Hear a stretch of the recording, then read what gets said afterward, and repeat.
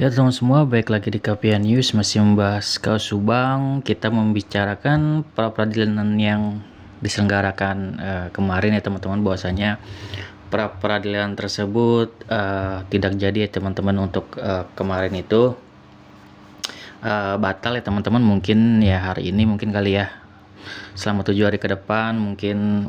Gue juga nggak tahu ya itu penyebabnya kenapa, padahal kalau gue lihat itu dari pihak Bu Mimin sendiri sudah sangat siap dan sudah datang semua ya, dihadiri Bu Mimin, Arigi dan Abi, serta lengkap dengan kuasa hukumnya gitu ya. Namun di sini teman-teman bisa lihat, mungkin dari pihak kepolisian belum siap kali ya untuk menampilkan data-datanya kayak gitu. Jadi kemungkinan mungkin ya hari ini atau mungkin di tanggal tertentu ya. Kalau dari Bang Jack sih bilang tanggal 11 ya baru akan dimulai, tapi gue juga nggak tahu ini diatur jadwalnya ataukah hari ini akan ada yang namanya pra peradilan. Yang pasti waktunya nggak bakal lama ya teman-teman. Dan sini untuk video kali ini gue akan membahas tentang strategi dari kuasa hukum Bu Mimin atau kuasa hukum Pak Yosef dan Bu Mimin ya, yaitu Pak Fajar dan juga Pak Rohman ya teman-teman. Seperti apa tuh Bang?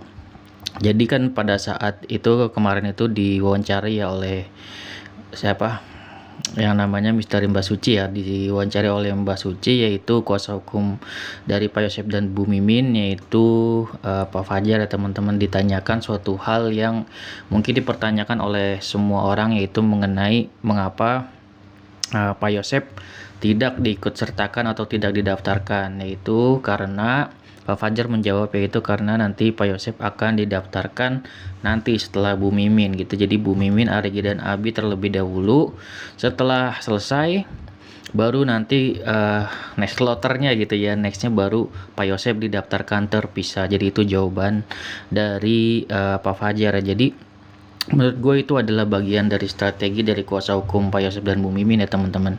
Kenapa itu strategi Bang? Karena jadi kuasa hukum Pak Yosef dan Bu Mimin ini ingin memastikan dahulu nih. Jadi ada dua usaha lah gitu jadinya. Jadi sepertinya mereka kalau pas ditanya ya kepada Pak Fajar pun yakin berapa persen, beliau yakin 100% Bu Mimin, Arigi dan Abi berhasil bisa lolos kayak gitu. Kemungkinannya kalau misalkan nanti Bu Mimin, Arigi dan Abi bisa lolos, dan tentunya lebih bersemangat lagi untuk melolosi Pak Yosef kayak gitu. Andai pun nanti tidak lolos Bu Mimin, Arigi dan Abi, setidaknya mereka masih punya satu kesempatan untuk usaha di kloter kedua gitu ya, meloloskan Pak Yosef atau mendaftarkan Pak Yosef. Jadi itu ternyata strategi dari kuasa hukum Pak Yosef dan Bu Mimin ya teman-teman. Jadi mereka tuh ingin adanya 2 kali kesempatan kayak gitu. Pertama, mereka 100% yakin karena mungkin ada nanti saksi ahli dan juga saksi kunci yang diloloskan terlebih dahulu itu Bu Mimin, Arigi dan Abi diusahakan, dan mereka yakin 100% bisa kayak gitu. Dan baru nanti titik terberatnya di Pak Yosef kan, kalau Pak Yosef kan ada bukti-bukti yang sangat kuat dan memberatkan beliau gitu ya. Dan ternyata memang Pak Yosef dipisah karena mungkin kasusnya kan lebih berat gitu untuk mereka mengajukan yang namanya suatu pra peradilan. Dan tentunya kalau untuk Pak Yosef, saksi kunci yang dihadirkan yaitu tentunya Ibu Surhabi itu gitu ya.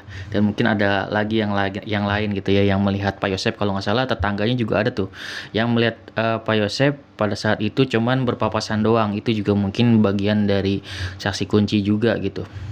Dan untuk hal tersebut ya tentunya menjadi saksi kunci itu tentunya harus di BAP juga ya teman-teman. Jadinya nggak sembarangan untuk menjadi saksi kunci, dan juga nanti akan dihadirkan ya, menurut wawancara dari Mbak Suci sendiri itu sebenarnya juga ada saksi ahli yang akan dihadirkan oleh Pak Fajar dan Pak Roman, dan itu mereka keep gitu ya untuk hal tersebut.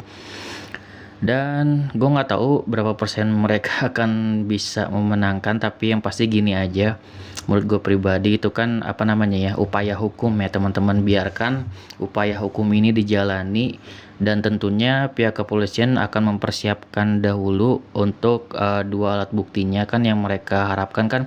Ini pihak kepolisian udah sesuai prosedur apa belum kan, kayak gitu. Kalau misalkan ada dua alat buktinya itu kan bisa diterangkan oleh hakim. Nanti kalau misalkan emang ada baru ditetapkan sebagai tersangka. Mereka kan ini hanya ingin kepastian keterangan dari Polda Jabar, kayak gitu aja kan sebenarnya mengenai prosedurnya. Dan gua sih dukung-dukung aja, karena apa, agar ada kejelasan nih dari Polda Jabar. Kan kita juga sebagai netizen yang mengawal kasus Subang, tentunya kita butuh kejelasan nih, apakah Bu Mimin ditahan atau enggak. Pasti kan teman-teman berpikir seperti itu kan. Ayo kalau misalkan memang Bu Mimin, Arigi dan Abi bersalah, tahan gitu kan, agar persidangan ini cepat naik gitu kan P21. Walaupun atas pra peradilan ini sudah dilaksanakan, nanti Pak Yosef juga akan dilaksanakan, tidak menghalangi yang namanya berkas-berkas yang sudah diberikan ke kejaksaan untuk P21. Jadi memang sudah beberapa hari lalu memang sudah dikirim gitu ya. Artinya apa?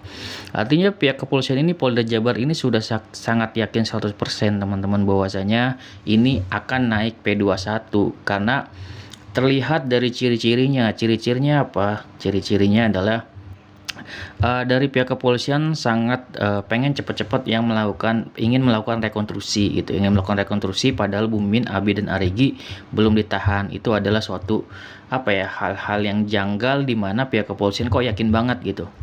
Terus yang kedua, gue di sini ada suatu hal yang mungkin tidak dibahas-bahas oleh para YouTuber lain ataupun informasi dari berita manapun, bahwasanya ini mengenai yang namanya OOJ ya teman-teman.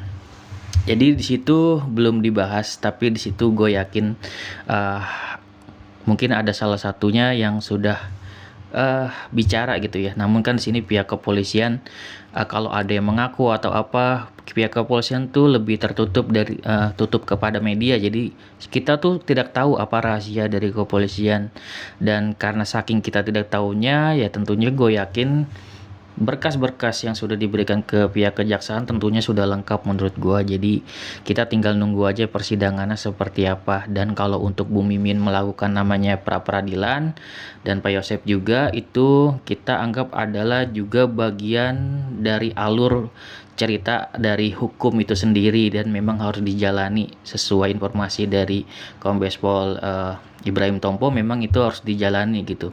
Jadi emang urutannya seperti itu.